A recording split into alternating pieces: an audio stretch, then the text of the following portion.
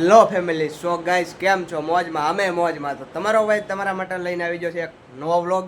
અને આજે છે સાતમ, એટલે હેપી સાતમ. હા, એમ એવું જ કહેવાય. તો કાંઈ વાંધો નહીં, ચાલો અત્યારે શીતળા માતાજીના મંદિરે જવાનું છે આપણે દર્શન કરવા. ને સાથે ત્યાં મેળા જેવો માહોલ હશે, પણ માણસોનો મેળો. તો ચાલો જાશું ત્યાં. તો આ છે અમારી મમ્મી તૈયાર થાય છે. હા, લિપસ્ટિક બિપસ્ટિક હાથ તો બગડ્યા. એ કંકુ વાળા છે. તો વાંધો નહીં. ઉમેશભાઈ તૈયાર થઈ ગયા એમને? તે હવે માતાજીનું દર્શન કરવા. હા, સાતમ આઠમનો મેળો કરવા કેદી જવું?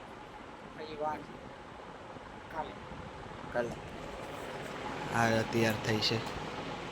થોડુંક તૈયાર થઈ ગયા પછી મળાવી. આજે તમારા ભાઈ નવા કપડાં પહેરી લીધા. સાતમ હે ને, જો આ પેન્ટ હે અને માથે બ્લુ કલરનું ટી શર્ટ. કાંઈ વાંધો નહીં, લેટ્સ ગો કન્ટિન્યુ. મમ્મી હે થઈ ગઈ તૈયાર. મમ્મી હું કહીશ? હર હર મહાદેવ. તો ચાલો જઈએ શીતળા માતાના મંદિરે. બધા દીદી ને જેઠાણી ને છોકરીઓ બધા આવે છે, તો સાથે જઈએ તો સારું. ત્યાં ગીરદી હોય તો સારું પડે. હા, બાકી કેમ ખોવાઈ જવાનું એમ કરે. હોય લેડીઝનો અત્યારે હોવો જોઈએ એમ તો કાંઈ વાંધો નહીં, ચાલો જલ્દીથી નીકળી જઈએ. પહોંચી ગયા નથી, પણ આ ઉતરી રહેવું પડ્યું. ફાટક બંધ છે, ગળદી બહુ થઈ ગઈ અને હોરનનો નગર કકડાટ ભાઈ માથું દુખવા મળ્યું.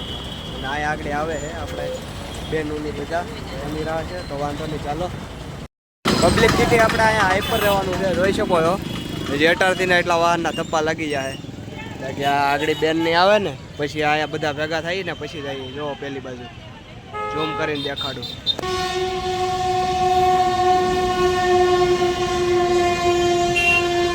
બંને બાજુ ખાણી પીણીની લાઈન પણ છે ને કેટલી બાપુ. આમાં ગળદી તો જો વારો કાંઈ આવે એમ જ નથી. આ તો રોડ ખુલ્લો તો હું વચ્ચે ચાલ્યો તો બ્લોગ બનાવતો તો કાંઈ વાંધો નહીં, ચાલો જલ્દીથી પહેલાં મંદિરે પહોંચીએ. બાકી ફાઇનલ ગળદી જો હજારોની સંખ્યામાં બૈરાઓ આવે આખા સાવરકુંડલાની અહીંયા.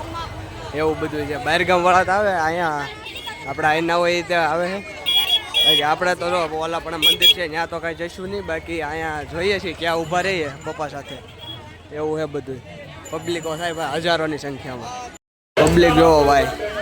ફાઇનલી બહારથી પણ આવે, વીઆઈપી પણ આવે ને આપણે જેમ મિડલ ક્લાસ પણ આવે, બધા આવે. એવું છે બધાય. કાંઈ વાંધો નહીં, ચાલો માતાજીના મંદિરે દર્શન કરી આવીએ. આ છે શીતળા માતાજીનું મંદિર. ચપલા તો એક અમારે અહીંયા નાઈટના પથારી કરવા આવે ને, આ રીતે આ બેસે ને એને પથારી કહેવાય. એટલે એવું બધું હોય. તો ત્યાં ચપલા મૂકી દીધા. માતાજીના મંદિરે દર્શન કરીએ. ભીડ જોવો ભાઈ, બાયું બૈરાઓને કપડાં બગડશે. નીચે માતાજીનું મેન મંદિર છે, ત્યાં પણ દર્શન કરશું. મારી મમ્મી ભેગું રહેવા ભામાં ખોવાઈ ગયું. મીઠાની કોથળીઓ પણ ચડાવે છે માણસો. માતાજીનું મંદિર. તો ચાલો દર્શન કરશું. દર્શન થઈ જાય અને આ શીતળા માતાજીનું મંદિર મમ્મી આવી ગઈ. તો ચાલો હવે જઈએ. ફાઇનલી દર્શન થઈ જાય આપણા. માસીની આવ્યા હતા, વીએ ના જવાય તો સારું. બાકી વીએ જાય છે તો મળાવી નહીં શકું, પણ હવે મળાવું. તો અહીંયા આવી ગયા છીએ આપણે મોક્ષધામ. અહીંયા બધા આટો મારવાનું દર્શન કરવાનું છે. તો ચાલો અહીંયા દર્શન કરીએ. દર્શન નહીં, ખાલી દર્શન. વાહ, ખોટી આવતો તો આગળ ઉડાડી દે. બ્લોગ બનાવે, ટેટુ બનાવે છે. જે કોઈને બનાવે એ મેળામાં હશે. અહીંયા જરા બધા બેન નહીં દીદી કાંક દોરાવે છે. હું દોરાવે જોઈ ઓલા બેને દોરાવી આગળ તમને દેખાડું. બેના નામ લખાયું છે ફાઇનલી હાથમાં. આ બેન કાંક દોરાવે છે, એને બીક બહુ લાગે. મારો હાથ પકડી લીધો. હાથ પૂછે છે. બ્લેક કલરનો હાથ બની જાય ભાઈ. જોઈએ કેવું બને. કાંઈ ન થાય, કીડી કવડતું એવું લાગે. Reaction check this reaction.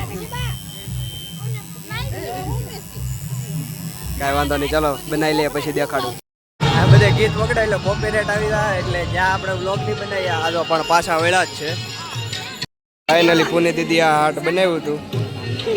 સમદલ પાડ લઈ અટાર નહીં રાતે બાકી ચાલો બધા આવે જ છે તો ઘર બાજુ ભાગવાની છે. બ્લર થઈ ગયું યાર ભાઈ, તડકાનો હાવ કાળો કાળો દેખાતો હોય છે.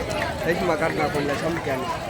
અને હવે હે ને કાંઈક ખાઈ, તમારો ભાઈ ઢોકળી ખાય છે અને તમારે ખાવી છે તો લઈને ખાઈ લેજો, કારણ કે હું ખાઈ લઉં. તો કાંઈ નહીં, ફાઇનલી આપણે હે ને માતાજીના દર્શન થઈ ગયા. કેટલા વાગ્યા જોઈએ ફોનમાં? ભાઈ 1 વાગી ગયો.